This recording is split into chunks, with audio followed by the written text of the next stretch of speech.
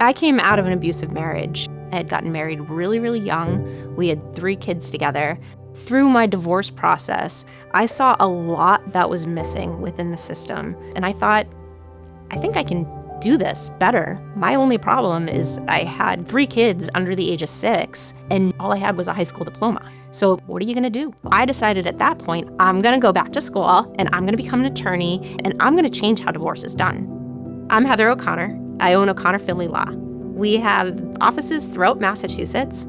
I became a Clio customer in 2017. What this firm fights for is the underdog. It's the person who has been being taken advantage of, who doesn't have a voice and really needs somebody to stand up for them. And with lawyers, sometimes there's a lack of empathy and understanding. For us, client service is everything. We have our empowerment coach who works with everybody to help them start building their post-litigation life before they've even gotten there. And so we don't charge anything for it because the way that I see it, a legal result only gives you a piece of paper.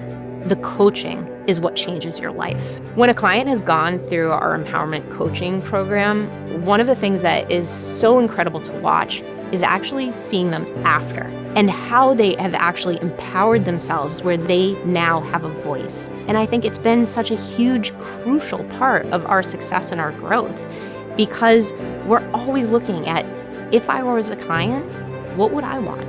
If I were in those shoes, how would I want to be treated? Before I decided to become an attorney, I had no money. And there were times that I was literally eating the crust from my children's peanut butter and jelly sandwiches. And to be able to know that I came from that, of times having to use food stamps, to where we are now, where our payroll is over $1 million a year. That is something to me that if I can do this, anybody can do this.